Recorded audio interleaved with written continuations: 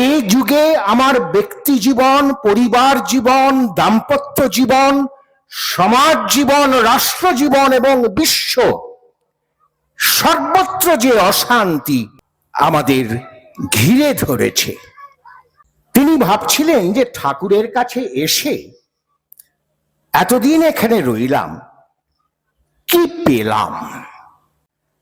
তিনি ঠাকুরকে বললেন, ঠাকুর, আমি স্বপ্ন দেখলাম আপনি আমাকে ওই যজন যাজন ইষ্টভৃতি সস্তায়নী সদাচার করতে বলছেন। বলে, ওই ওই ওই তো পেয়েছিস।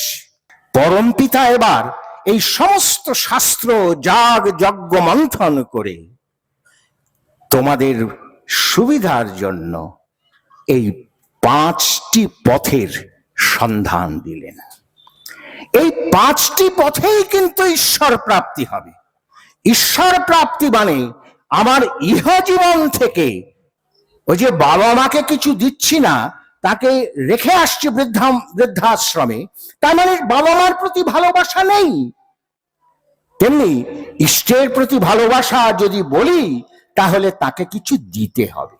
কিছু না থাকে তাহলে পাথর দাও, ফুল দাও, জল দাও। শ্রীকৃষ্ণ বলেছেন যে পত্র, পুষ্প, জল যা পাবে তুমি আমাকে দিও। ঈশ্বরকে কেন আবার অর্থ দেব? অর্থ তো একটা ঐহিক ব্যাপার, সাংসারিক ব্যাপার, এইটা কেন তাকে দিতে হবে? নিরাকার ভগবানের পুজো করে আমরা কেউ কোনোদিন সার্থক হতে পারি না। বললেন, আমি ঝড়ের রাতে মানুষকে আলো হাতে পথ দেখাই, কিন্তু আমার কথা মানুষে মানতে চায় না।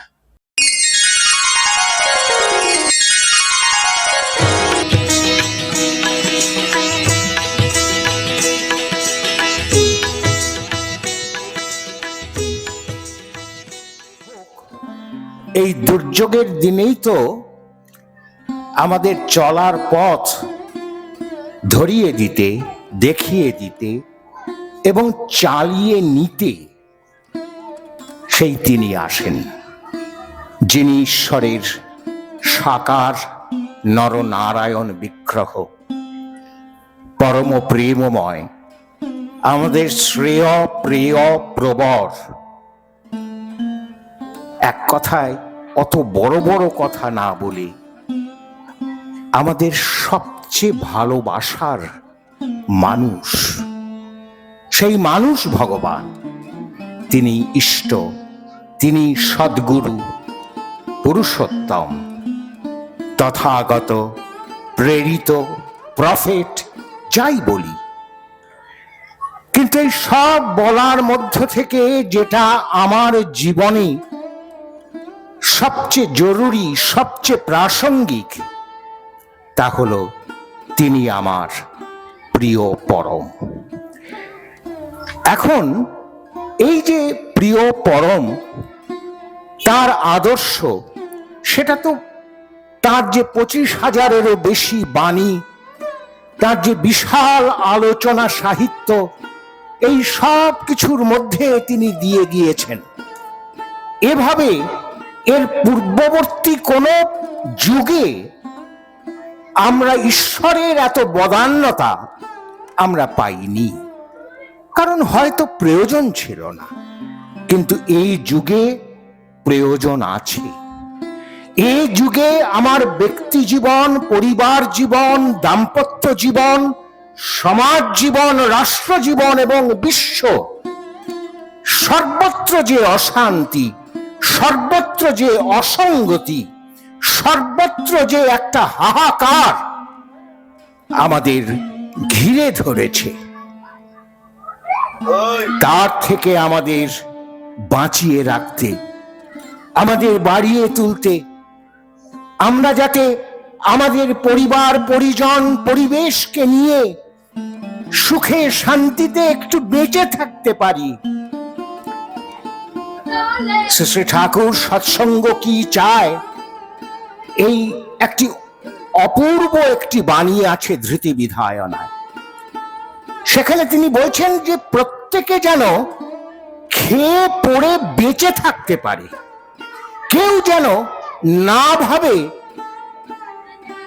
যে সে কারো নয়, প্রত্যেকে যেন ভাবে সে সবার, সবাই যেন ভাবে সে আমার। এই যে একটা পারস্পরিকতা যুক্ত, পারস্পরিক সেবা সম্বর্ধনায় একত্র সমাবিষ্ট একটা সমাজ, একটা পরিবার, একটা জীবন, এই জীবন এটাই তার আদর্শ। সেই আদর্শ তাকে যারা ধরেছে, ধরা মানে দীক্ষা গ্রহণ। দীক্ষা গ্রহণের অর্থ কি সুন্দর করে আমাদের দেবুদা আমাদের সামনে বলেছেন, যে তাকে ধরে তার অনুচরণে চলে দক্ষতা লাভ। কিসের দক্ষতা? এই জীবনে চলার দক্ষতা। এর মধ্যে কিন্তু একটা ওই নিরাকার ভগবান যে কথা বলছিলেন শ্রদ্ধেয় বিষ্ণুদা বা আমার ত্রিলোচন ভাই, এরা সবাই বলছেন কিন্তু একই কথা, আমি সেগুলি একটু যোগ করে দিচ্ছি। এর মধ্যে একটা নিরাকার ভগবান তত্ত্ব, তথাকথিত ভক্তি ইত্যাদি এসবের কোনো প্রয়োজন নেই। আমার বাস্তব জীবনটা কিভাবে থাকবে, কিভাবে আমি বেঁচে বর্তে থাকতে পারবো। যুদ্ধ এসে এই যে পশ্চিমী দুনিয়ার যে সন্ত্রাস, তাতে করে মধ্যপ্রাচ্যে এখন যুদ্ধ চলছে। কিছুদিন আগে ইসরায়েলের হানায় একটা বিরাট অংশ, গাজা ইত্যাদি অংশ, সেগুলি ধূলিসাৎ হয়ে গিয়েছে। কি করে থামাবো? থামানোর উপায় কিন্তু আমার হাতে নেই, আবার আমার হাতেই আছে। তার কারণ এই যুদ্ধটা করছে কে? মানুষ। তাহলে মানুষের যুদ্ধের প্রবৃত্তিকে যদি সংশোধন না করা যায়, নিরাকরণ না করা যায়, তার মধ্যে ওই বৃত্তি বিনায়নার কথা যেটা বললেন, এই যুদ্ধের প্রবৃত্তিকে যদি আমি নিরাকরণ, নিরোধ না করতে পারি, তাহলে কিন্তু যুদ্ধ থামবে না। বিশ্বযুদ্ধের পরে তো ইউএন, ইউনাইটেড নেশনস হয়েছিল, অনেক আশা নিয়ে হয়েছিল, বড় বড় দেশ তার সঙ্গে যুক্ত হয়েছিল, যে ইউএন এসে একটা বিশ্বের মধ্যে শান্তি স্থাপনা করবে, কিন্তু করতে পারেনি। যুদ্ধের বৃত্তি এখনো আমাদের তাড়িয়ে বেড়াচ্ছে। রবীন্দ্রনাথের একটি পৃথিবী বলে অপূর্ব কবিতা আছে, সেখানে তিনি বলছেন যে দেবতারা মন্ত্র উচ্চারণ করেছিল একটা সময়, কিন্তু পৃথিবীর ভেতরে তার গর্ভদেশে একটা নাগ দানব, সে কিন্তু বেঁচে রইল ওই মন্ত্রোচ্চারণের পরেও।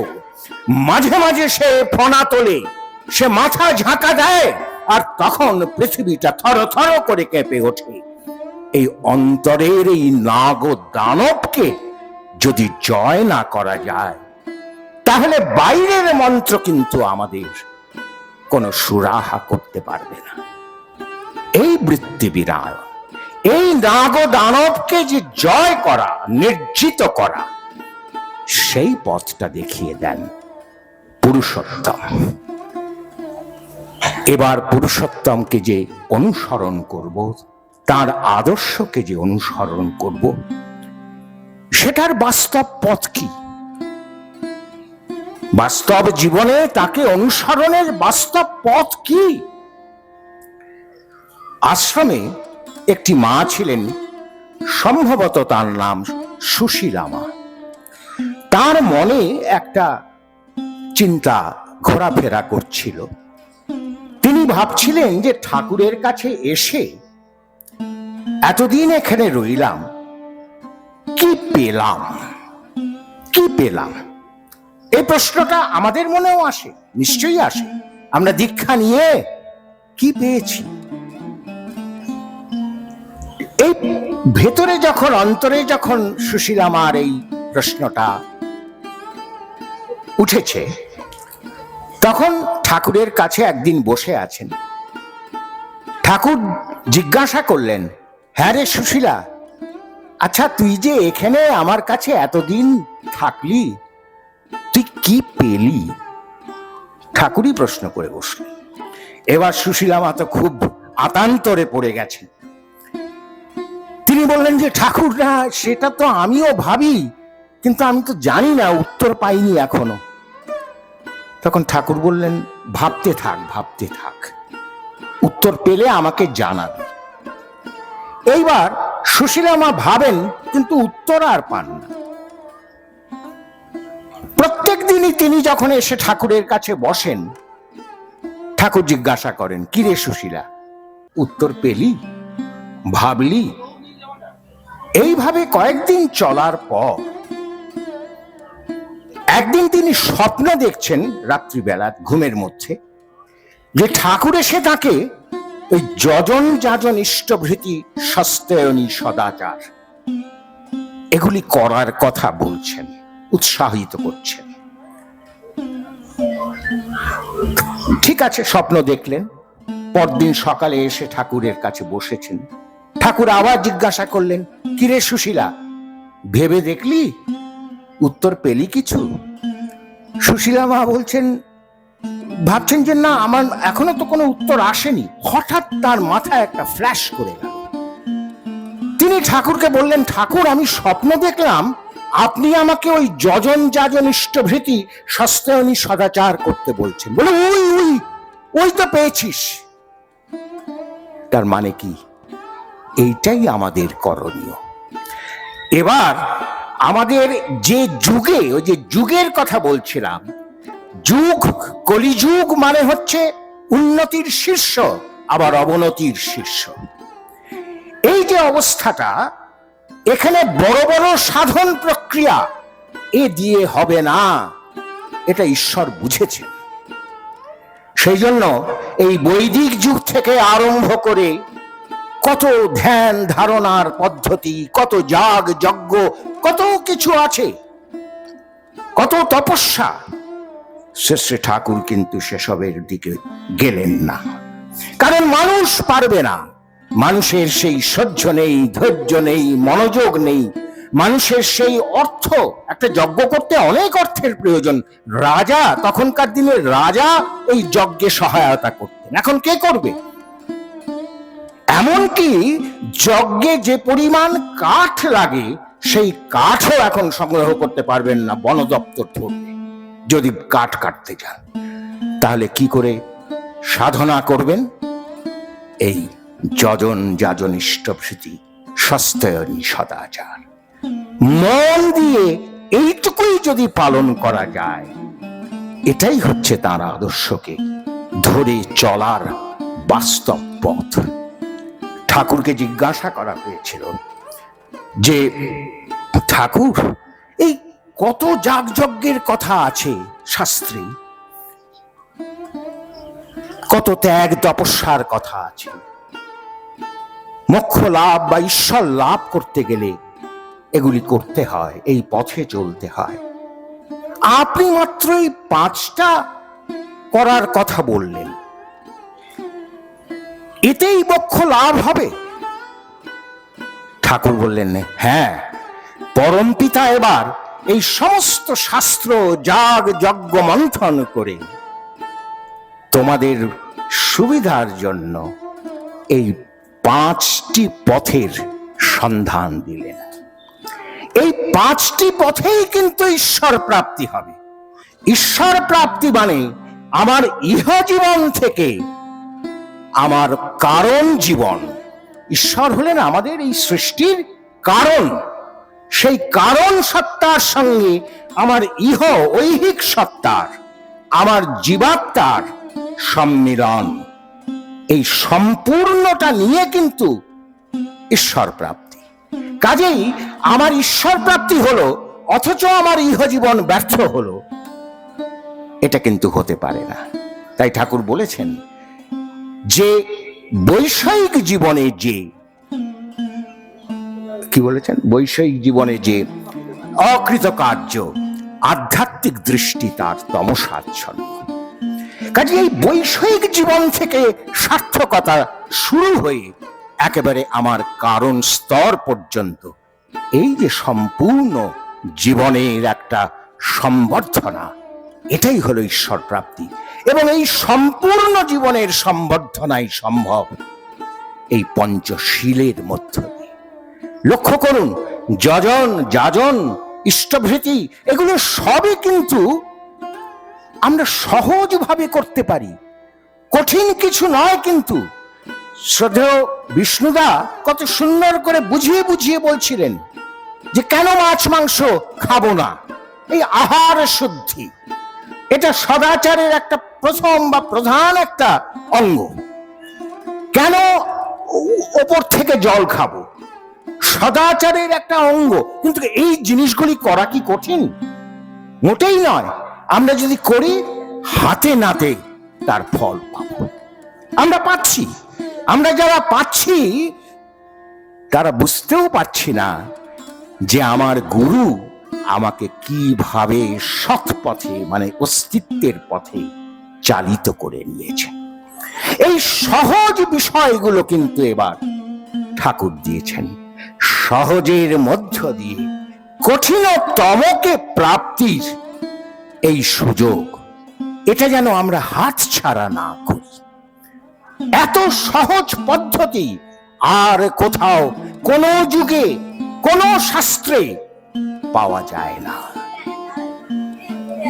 শ্রী ঠাকুর যে ইষ্টভৃতির আমাদের উপদেশ দিয়েছেন, সেই ইষ্টভৃতির মূল কথা হচ্ছে ইষ্টের সঙ্গে যে আমার অনুরাগের সম্পর্ক, তাকে বলিষ্ঠ করা এবং বাস্তবের উপর দাঁড়িয়ে আমি বলতে পারি আমি ঠাকুরকে খুব ভালোবাসি, আমি ঠাকুরকে ভক্তি করি, কিন্তু তাকে কিছু দিতে গেলে তিনি যেভাবে খুশি হন, আমি যেভাবে চললে তিনি খুশি হন, সেটা করতে গেলে তখন আমার পা সরে না, আমার মন সরে না। অর্থাৎ বাস্তবে তাকে আমি ভালোবাসি না। এটা তো ভালোবাসা নয়। এই যে বাস্তব ভালোবাসাটাকে আমার জীবনে সাবুত করার জন্য তিনি দিলেন ইষ্টভৃতি। আর যেই তার সঙ্গে আমার বাস্তব ভালোবাসার অনুরাগের সম্পর্কটা বলিষ্ঠ হয়ে উঠবে, তখনই আমার জীবনের যোগ্যতা, সামর্থ্য এগুলি বৃদ্ধিপ্রাপ্ত হবে। এই জন্যই ইষ্টভৃতিকে বলে সামর্থ্যী যোগ। এটা আমার সামর্থ্যকে বৃদ্ধি করবে। ওই যে ইষ্টভৃতির যে কাহিনীটা বললেন বিষ্ণুদা, ছাই দিয়ে ইষ্টভৃতি শুরু করো, কিন্তু সেই ছাই যে একদিন ফিনিক্স পাখির মতো সেখান থেকে এক বিশাল বৈভবের সৃষ্টি হবে, সেটা ওই যে মানে ভক্ত সেদিন ছাই দিয়ে ইষ্টভৃতি করেছিল সেও জানত না। বাস্তবে দেখা গেল তার সেই ছাই থেকেই কত টাকা, কত যোগ্যতা, কত সামর্থ্য, কত বৈভব সৃষ্টি হয়ে গেল। এই হলো সামর্থ্য যোগ। সেই জন্য তাকে, হ্যাঁ, আমি ফুল দিয়ে, জল দিয়ে ইষ্টভৃতি করতেই পারি। ঠাকুর বলেছেন কিছু যদি না পাও, এমনকি বলেছেন যে তুমি কারাগারে আছো, ইষ্টভৃতি করবে কি করে? একটা পাথর খুঁজে নাও, সেটি তুমি ইষ্টকে দাও। ইষ্টকে কিছু দিতে হবে। যাকে ভালোবাসি তাকে তো আমি দিতেই চাই। যদি দিতে না চাই, তার মানে সেখানে ভালোবাসায় খাদ আছে। ওই যে বাবা মাকে কিছু দিচ্ছি না, তাকে রেখে আসছে বৃদ্ধাশ্রমে, তার মানে বাবা মার প্রতি ভালোবাসা নেই। তেমনি ইষ্টের প্রতি ভালোবাসা যদি বলি, তাহলে তাকে কিছু দিতে হবে। কিছু না থাকে তাহলে পাথর দাও, ফুল দাও, জল দাও। শ্রীকৃষ্ণ বলেছেন যে পত্র, পুষ্প, জল যা পাবে তুমি আমাকে দিও, কিন্তু দিও কিছু। কিন্তু সেখানেই শেষ করে দিলে আমার প্রচুর অর্থ আছে, অথচ অর্থ দেই না, সেখানে একটা ফাঁকিবাজি হয়ে গেল না? কাজেই ঠাকুর ওই ইষ্টভৃতির মধ্যে অর্থকে যুক্ত করলেন। এইটা হলো পারমার্থিক অর্থ। এই অর্থ তার লোভের জন্য নয়। মনে রাখবেন, তিনি ইষ্টভৃতির অর্ঘ্যের একটি পয়সাও নিজের জন্য কোনোদিন খরচ করেননি, নিজ পরিবারের জন্য কোনোদিন খরচ করেননি। ইষ্টভৃতির অর্ঘ্য কিভাবে খরচ হবে তারও কথা ঠাকুর বলে দিয়েছেন, যা আমরা সব সময় হয়তো মেনে চলতেও পারি না, কিন্তু সেটা অন্য কথা। সেটা ওই ইষ্টভৃতির অর্ঘ্য যারা গ্রহণ করছেন এবং খরচ করছেন সেটা তাদের ব্যাপার, কিন্তু আমরা যারা ইষ্টভৃতি করছি এবং ইষ্টভৃতির অর্ঘ্য নিবেদন করছি, আমরা কিন্তু ওই ইষ্টকেই নিবেদন করছি। এবং মনে রাখতে হবে, ওই অর্ঘ্য নিবেদনের মধ্য দিয়ে আমাদের সামর্থ্যকে তিনি বাড়িয়ে তুলছেন। কাজে অনেক সময় একটা ধারণা হয় যে ঈশ্বরকে কেন আবার অর্থ দেব, অর্থ তো একটা ঐহিক ব্যাপার, সাংসারিক ব্যাপার, এইটা কেন তাকে দিতে হবে? কারণ তিনি তো ঈশ্বর, তো পুরুষোত্তমের মধ্যে বাস্তবে নেমে এসেছেন। তিনি তো মানুষ রূপ গ্রহণ করে নেমে এসেছেন। এইবার তিনি চালাচ্ছেন আমাকে, না এরা কিন্তু আমাদের চালাতেও পারতেন না। নিরাকার ভগবানের পুজো করে আমরা কেউ কোনোদিন সার্থক হতে পারি না। কাজে তিনি বাস্তব রূপ নিয়ে এসে আমাদের চালিত করছেন।